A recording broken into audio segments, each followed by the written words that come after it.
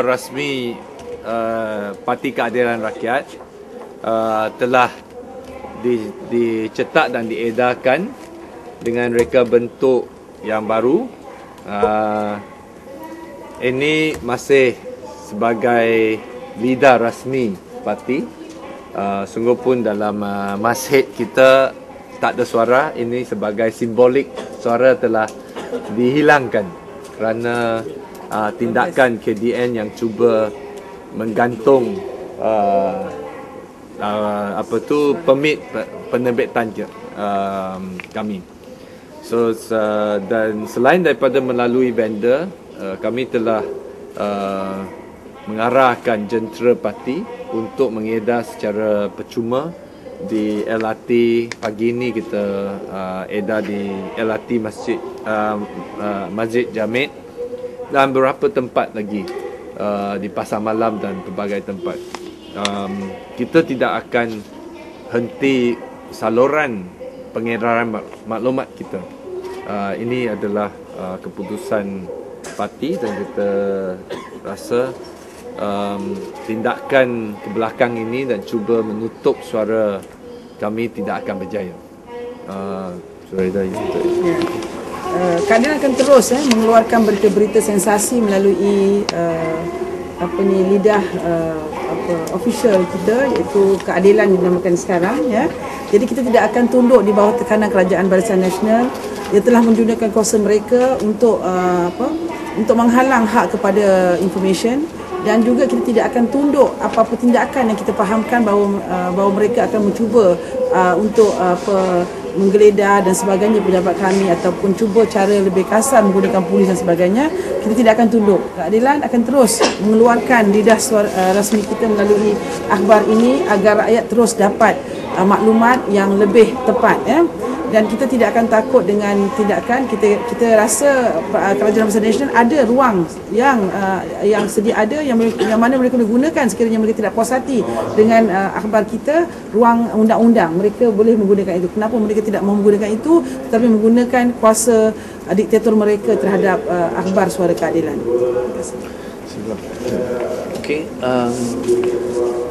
seperti yang telah disebut oleh YB Tian Chua dan YB Zuraida, Parti Keadilan akan teruskan dengan penerbitan ini sehingga kita dapat satu permit yang baru yang kita anggap sebagai hak kita sebagai parti politik yang sah yang berdaftar. Itulah hak asasi kami supaya ada satu saluran berkomunikasi dalam bahan mencetak kepada rakyat Malaysia, sebab dapat tahu apakah pendirian dan pandangan politik daripada pihak kami. Hari ini parti juga telah jawab surat yang bertarikh 2 hari bulan Julai daripada KDN, dan jawapan telah dihantar melalui peguam, dan berkaitan dengan saman yang dikatakan akan dibawa oleh Felda kepada mahkamah. Kita sudah jawab dan kita tekankan sekali lagi, kita sedia menjawab apa-apa tuduhan daripada pihak Felda dalam mahkamah. Kita pegang atas pendirian kita yang telah disiarkan atas isu terakhir Suara Keadilan, bahawa pengurusan Felda telah menyeleweng dan telah menjalankan tindakan yang cuai, yang telah menjejaskan kedudukan kewangan Felda, dan kalau ini diteruskan, memang pada satu hari nanti ini akan menjadikan Felda bankrupt. Jadi walaupun Felda berhak membawa isu itu ke mahkamah, kita sedia dan kita akan jawab dalam mahkamah, dan kita akan pertahankan pendirian yang kita telah menerbitkan. Saya sambung, saya akhir dengan satu perkara yang berbeza sedikit, tapi kita nampak hari ini pun berlaku satu tindakan oleh pihak polis yang kita nampak sebagai satu gangguan atau harassment kepada Parti Keadilan.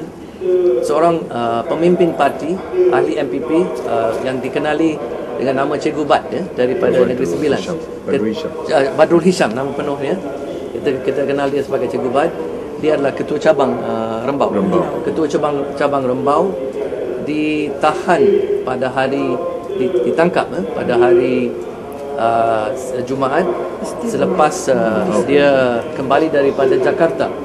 Dia terlibat di dalam satu program di sana dan ditangkap di pejabat beliau di pejabat cabang Rembau pada Jumaat malam, kononnya atas tuduhan di bawah Akta Hasutan Sedition Act berkaitan dengan tulisan beliau di dalam blog sendiri beliau, blog peribadi ya, berkaitan dengan isu Altan Tuya.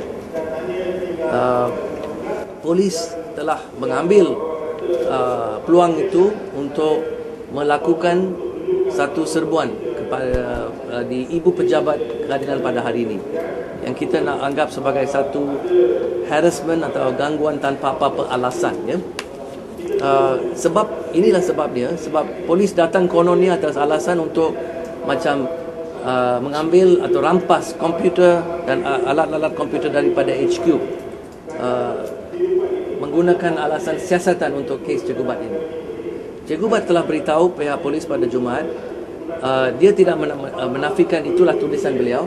Dia mengaku, dia kata inilah memang tulisan saya dalam blog saya.